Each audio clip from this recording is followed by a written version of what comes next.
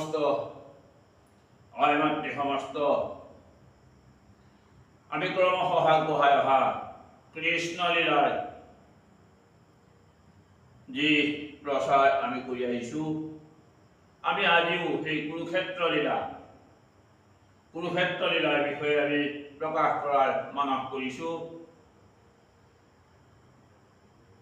মহাভাৰত পঞ্চম বেদ খ্যাত মহাভাৰতৰ আলমত আমি আপোনাসমৰ উদ্দেশ্যে দুআষাৰ আগবঢ়াব খুজিছোঁ, য'ত কুৰুক্ষেত্ৰ নামৰ সেই ধৰ্মক্ষেত্ৰখনত পাণ্ডৱ আৰু কৌৰৱ সমস্তৰ যি আত্মঘাতী যুদ্ধ, স্বেচ্ছাই তেওঁলোকে যুদ্ধ কৰিব লগা হ'ল পাণ্ডৱ সমস্তই, আৰু সেই যুদ্ধ অনবৰতে যে আমাৰ দেশ এই ধৰ্মক্ষেত্ৰ নামৰ কুৰুক্ষেত্ৰখনত চলি আছে, আমি সেই কথা মৰ্মে মৰ্মে উপলব্ধি কৰিব পাৰিব লাগিব। আমি সেই তত্ত্ব আমাৰ দেহ প্ৰকৃতি, আমাৰ দেহটোৱে যে ধৰ্মক্ষেত্ৰ আৰু কুৰুক্ষেত্ৰ নামে খ্যাত হৈ আছে, আমি ইয়াৰ তত্ত্ব অৰ্থ মৰ্ম আমি বুজিব পাৰিব লাগিব। হে কৃষ্ণ তজ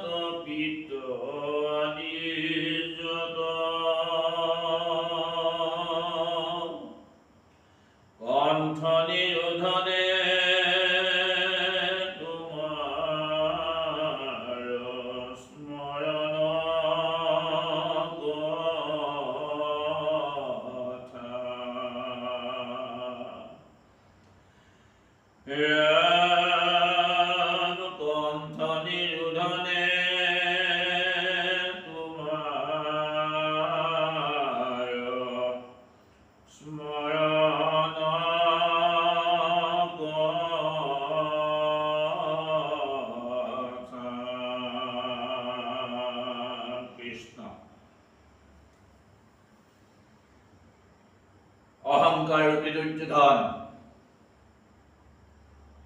সৰু কালৰে পৰাই সেই অহংকাৰী ধৃতৰাষ্ট্ৰ, তেওঁ অন্ধ, কিন্তু তেওঁ পুত্ৰ মোহতেই অন্ধ বুলি কোৱা যায়। তেওঁ অজ্ঞানতেই অন্ধ হৈ আছে পুত্ৰৰ মোহত। ধৃতৰাষ্ট্ৰই পুত্ৰৰ মোহত থকাৰ বাবেই পাণ্ডু পুত্ৰসকলক তেওঁ সেই ৰাজ্যৰ পৰা তেওঁ বাহিৰ কৰি দিব লগা হ'ল একমাত্ৰ পুত্ৰৰ কথা। আৰু বনবাস খাটি অহাৰ পিছতো তেওঁলোকে যিহেতু 5 জনৰ কাৰণে 5খন গাঁওহে বিচাৰিছিল, তাকো দিবলৈ দুৰ্যোধন মান্তি নহ'ল। অৱশেষত যুদ্ধই তেওঁলোকৰ একমাত্ৰ সম্বল হ'ল। তেওঁলোকে যুদ্ধ কৰিহে দুৰ্যোধনৰ পৰা তেওঁলোকে ৰাজ্যৰ ভাগ ল'ব লাগিব। আৰু এই ভাতৃঘাতী সংঘৰ্ষ একমাত্ৰ অহংকাৰ দুৰ্যোধনৰ বাবেই যে হ'ব লগা হ'ল, সেই কথা আমি মৰ্মে মৰ্মে উপলব্ধি কৰিব পাৰিব লাগিব। আমাৰ যদি আমাৰ দেহত থকা এই অহংকাৰ ৰূপী এই ইন্দ্ৰিয়ক যদি আমি দমন কৰিব নোৱাৰো, তেন্তে সেই অহংকাৰী হৈ আছে দুৰ্যোধন। সেই দুৰ্যোধন যি দুৰ্যোধনে পাণ্ডৱ সমস্তক সুস্বাগ্ৰমে দিও নিদিও বুলি তেওঁ অংগীকাৰ কৰিছিল। শেষত যুদ্ধই তেওঁলোকৰ একমাত্ৰ সম্বল হ'ল। কিন্তু যাৰ সাৰথি কৃষ্ণ, অৰ্জুনৰ ৰথৰ সাৰথি কৃষ্ণ নিজেই, য'ত নৰ আৰু নাৰায়ণ ৰূপে ভগৱন্তই পৃথিৱীত অৱতাৰ গ্ৰহণ কৰিছে। নৰ ৰূপে অৰ্জুন আৰু নাৰায়ণ ভগৱান শ্ৰীকৃষ্ণ।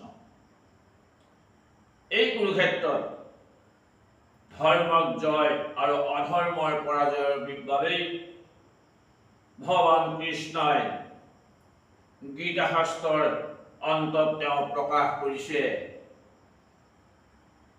যে যদা যদা হি ধৰ্মস্য গ্লানি ভবতি ভাৰত অভ্যুত্থানম ধৰ্মস্য তদাত্মানম সৃজাম্যহম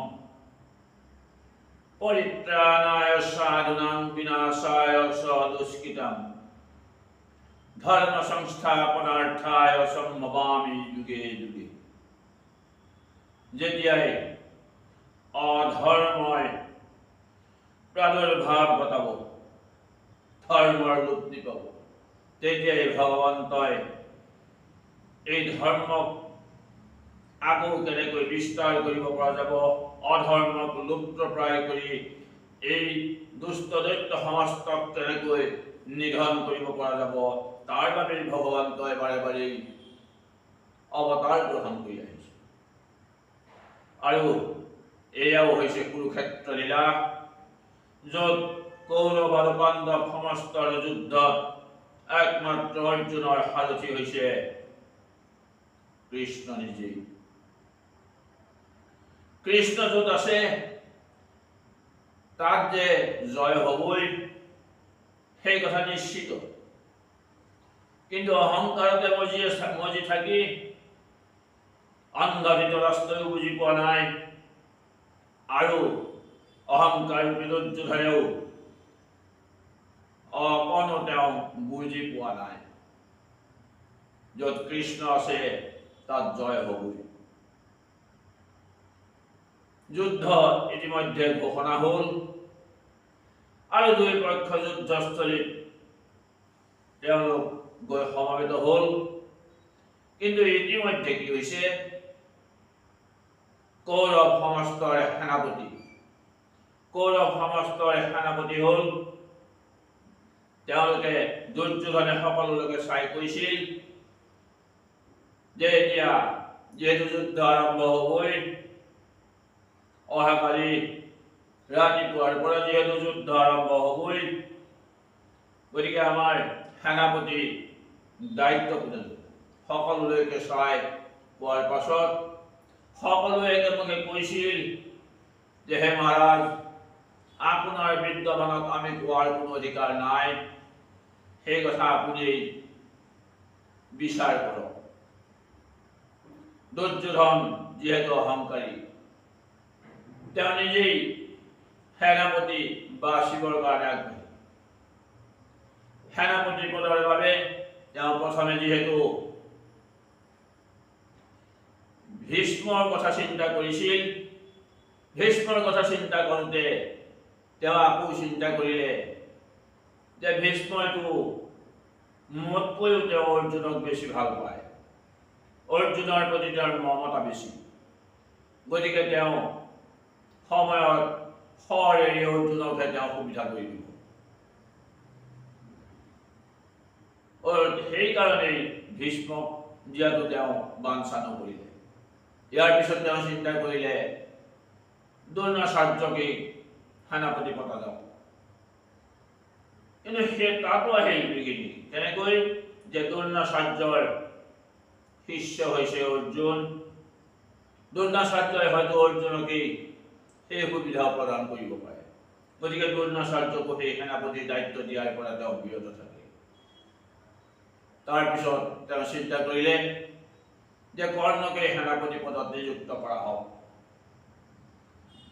কিন্তু তাতে আহিল বিঘিনি যে কৰ্ণৰ সমান বীৰ নাই সঁচা, কিন্তু যুদ্ধৰ সময়ত কৰ্ণই যুদ্ধ ভংগ দি তেওঁ আৰু পিছলৈ ঘূৰি নাচায়, তেওঁ যুদ্ধ ভংগ দি আঁতৰহে হয়। গতিকে কৰ্ণকো দিয়া নহ'ব। তাৰপিছত চালে যে মৰি ভাতৃ দুঃশাসনক যদি সেনাপতি পাতো, তেওঁৰ ৰণভংগ দি দৌৰাৰ বাহিৰে আৰু কোনো কাম নাই। আৰু শকুনি একমাত্ৰ পাশা খেলতেইহে তেওঁ ওস্তাদ। গতিকে তেওঁকো এই সেনাপতি পদৰ বাবে তেওঁ উপযুক্ত নহ'ব। ইয়াৰ পাছত গৈ একমাত্ৰ অশ্বত্থামাকেই তেওঁ নিযুক্ত কৰিলে সেনাপতি পদত। আৰু অশ্বত্থামাই কৈছিল, মই প্ৰথমে যুধিষ্ঠিৰক বান্ধি লৈ আপুনি চিন্তাই নকৰিব। তাৰপিছত ভীম, অৰ্জুন, নকুল, সহদেৱ, বিৰাট ৰজা, এয়া সকলো পতংগৰ নিচিনা মই সকলোকে বান্ধি লৈ আহিম। সকলো মোৰ হাতত নিধন হ'ব, আপুনি নিষ্কণ্টকে ৰাজ্য ভোগ কৰিব পাৰিব। অশ্বত্থামাৰ এনে গৌৰৱ বাণী শুনি, এনে অহংকাৰ বাণী শুনি, এয়া শুনিলে একমাত্ৰ চোৰাংচোৱাৰ পৰা ধৰ্মৰাজ যুধিষ্ঠিৰে যেতিয়া এই কথা শুনিলে, তেতিয়া তেওঁ বিমোহিত মানে বহি আছে। আৰু তেনে সময়তে কৃষ্ণ আৰু ধনঞ্জয় আহি তেওঁৰ ওচৰত হাজিৰ হ'ল। কৃষ্ণই তেওঁক বাৰে বাৰে সুধিছে যে ধৰ্মৰাজ, আপোনাৰ ইমান বিমোহিত মন কিয়? মই আছোৱেই, ধনঞ্জয় আছেই, ভীম, নকুল, সহদেৱ সকলো আছেই, আপুনি কিয় ইমান চিন্তা কৰিছে? তেতিয়া ধৰ্মৰাজ যুধিষ্ঠিৰে কৃষ্ণক কৈছিল যে হে বাসুদেৱ, আপুনি সকলো জানে, কিন্তু আপুনি নজনাৰ ভাও ধৰিছে। কথাটো হ'ল যে যিহেতু কৌৰৱ পক্ষই অশ্বত্থামাক সেনাপতি পদত নিযুক্ত কৰিছে, তেন্তে আমাৰ যুদ্ধ জয়ৰ কোনো আশা নাই, কিয়নো অশ্বত্থামা হৈছে চিৰঞ্জীৱ। গতিকে অশ্বত্থামা যদি সেনাপতি হৈ থাকে, আমি যুদ্ধ ত্যাগ কৰি বনলৈ যোৱাই ভাল। আমি আৰু যুদ্ধৰ বাবে সাজু হোৱাৰ কোনো প্ৰয়োজন নাই। ধৰ্মৰাজ যুধিষ্ঠিৰৰ মনোভাৱ কৃষ্ণই বুজি পালে। আৰু তেতিয়াই তেওঁ ধৰ্মৰাজক কৈছিল কৃষ্ণই যে হে ধৰ্মৰাজ, আপুনি এই বিষয়ে অকণো চিন্তা নকৰিব। আপুনি মোৰ লগত মাত্ৰ ধনঞ্জয়ক দিয়ক, আৰু মই বিনা যুদ্ধই, বিনা অস্ত্ৰৰে সৈতে, অস্ত্ৰ নোহোৱাকৈ মই যুদ্ধ কৰি এই যুদ্ধ আপোনাৰ মনৰ সংশয় মই দূৰ কৰিম। আপুনি মাত্ৰ মোৰ লগত ধনঞ্জয়ক দিয়ক।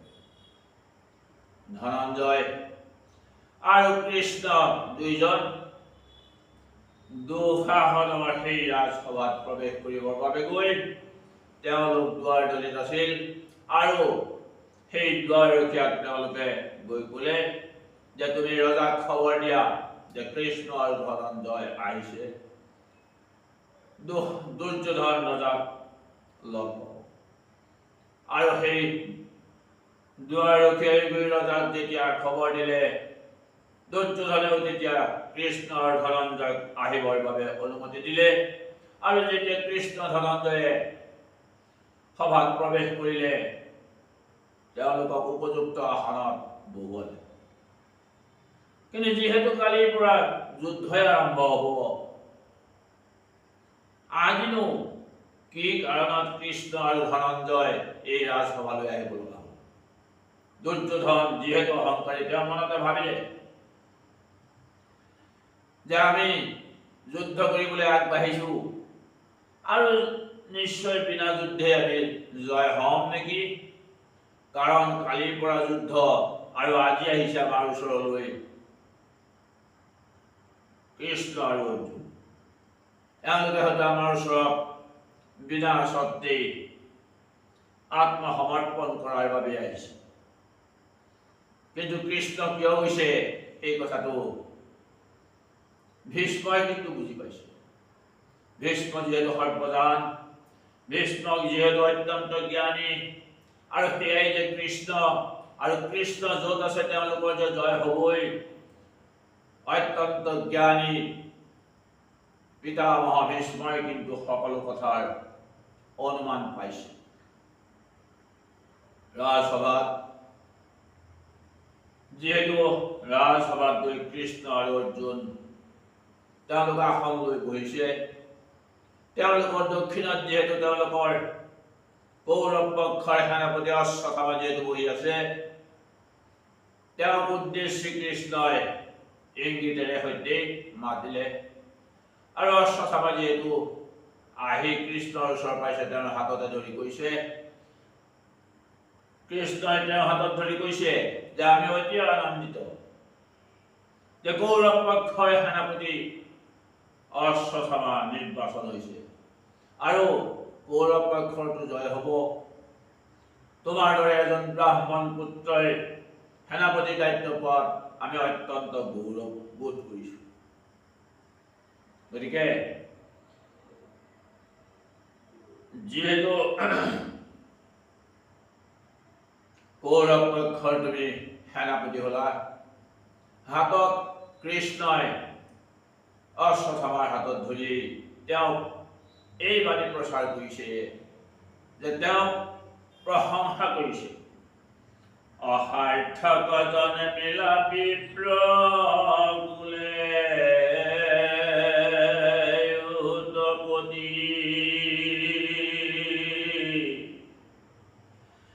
মহাভাৰতৰ যুদ্ধে ভৈলা সেনাপতি,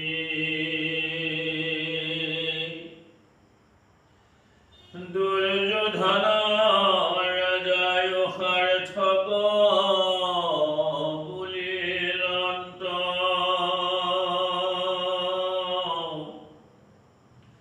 তুমি হেন সেনাপতি মহিমা অনন্ত, দুষ্ট ভৈলো তোমাক প্ৰায় খেলা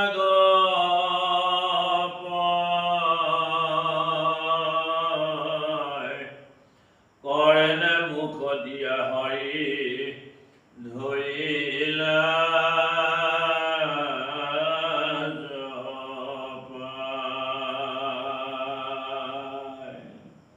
অশ্বত্থামাক প্ৰশংসা কৰিলে।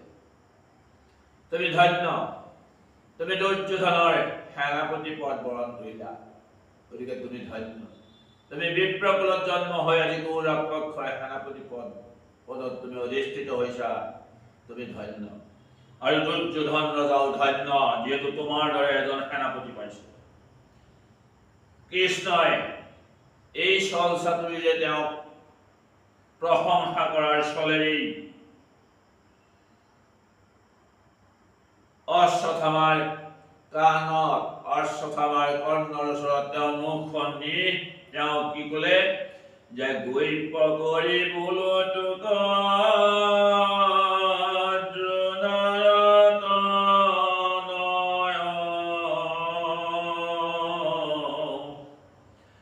ধাইন তন্দুল হুৱে সমস্তে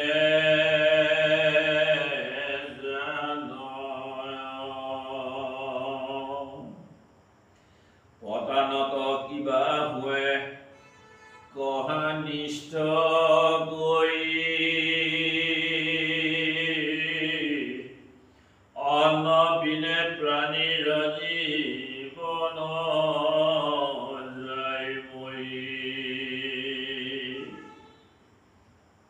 অশ্বত্থামাৰ কৰ্ণৰ ওচৰলৈ মুখখন নি কৃষ্ণই মনে মনে কৈছে যে তোমাক মই অত্যন্ত গুপ্য এটা কথা কওঁ, কি যে ধান্যত তণ্ডুল প্ৰতানত কিছু নাই, ইহঁত সৰ্বলকে জানা। যত অন্ন ব্ৰহ্মৰ দ্বাৰাই জীৱ যিহেতু তৰণ, অন্নৰ অবিহনে যে কোনো জীৱ যে জীয়াই থাকিব নোৱাৰে, অন্নই হৈছে ব্ৰহ্ম। এই অন্ন ব্ৰহ্মৰ কথা ভগৱন্তই অশ্বত্থামাৰ কৰ্ণত এটা গপ্য কথা কোৱাৰ ফলেই তেওঁ এই কথা প্ৰকাশ কৰিলে। তেওঁ কৈছে যে ধানটোতহে পণটো আছে, চাউলটো আছে, পতানত কিন্তু কিছু নাই, পতানত একোৱেই নাই। এই কথা বুজাবলৈ তেওঁ এই কাৰণেই কৈছে যে ধৰ্মৰ জয় আৰু অধৰ্মৰ পৰাজয়।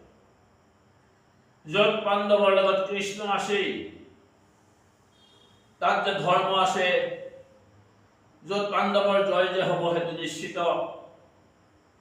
আৰু যত কৃষ্ণ নাই, কৃষ্ণৰ প্ৰতি যত ভক্তি নাই, যত শ্ৰদ্ধা নাই, তেওঁলোকৰ যে জয় হ'ব নোৱাৰে। তেওঁলোকক পতানৰ লগত যে তুলনা কৰিছে, সেই কথাকে অশ্বত্থামাক বুজাবলৈ গৈছে কৃষ্ণ। আৰু কৃষ্ণই এই কথা অশ্বত্থামাক কৈ পিতামহ ভীষ্মৰ ফালে তেওঁ চালে যে তুমি সকলোৰে এই কৌৰৱ আৰু পাণ্ডৱৰ যিহেতু তুমি এজন জ্যেষ্ঠ, তুমি সকলো গ্ৰহ মত তুমি বুজি পোৱা, আৰু তুমি থাকোতেই এই দুইখন ঘৰৰ মাজত কিয়নো মিত্ৰতা স্থাপন কৰিব নোৱাৰিলা? তুমি এই মিত্ৰতা স্থাপন কৰিব পাৰিব লাগিছিল। এনেকৈ ভীষ্মৰ ফালে চাই কৃষ্ণই তেওঁক বুজনি দি পুনৰবাৰ অশ্বত্থামাক ওচৰলৈ আনি অশ্বত্থামাৰ কৰ্ণত তেওঁ পুনৰবাৰ প্ৰকাশ কৰিলে যে ধান্যত তণ্ডুল পতানত কিছু নাই, মুদ্ৰয়ে শোণিত মাংস অন্নেহে বহায়, অশেষে ঔৰসে প্ৰাণ মনৰ বিকাৰ, অন্নৰসে জীৱন্ততে দেহে অধিকাৰ।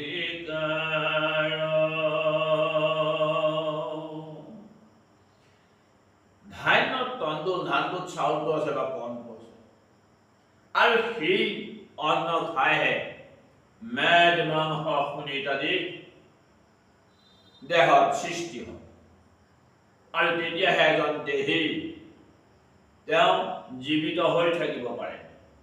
আৰু তেওঁ তেনেকৈ জীৱিত হৈ থাকিব পাৰিলেহে তেওঁ সেই অন্নৰ দ্বাৰা যেতিয়া জীৱিত হৈ থাকিব পাৰিব, তেতিয়াহে মন প্ৰাণকে আদি কৰি ইন্দ্ৰিয় সমস্তক তেওঁ সংযম কৰি তেওঁ সেই অন্ন ব্ৰহ্মকে সাক্ষী কৰি অন্ন ব্ৰহ্মৰ দ্বাৰাই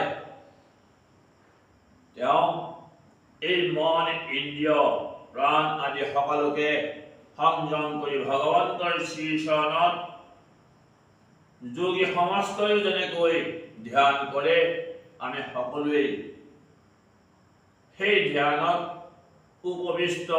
উপনীত হ'ব পাৰিম। গতিকে ধান্যত তণ্ডুল পতানত কিছু নাই, এই কথা কিন্তু কৃষ্ণই একমাত্ৰ অশ্বত্থামাৰ কৰ্ণতহে এই কথা শুনালে। আৰু এনেকৈ কৈ যিহেতু দুৰ্যোধনে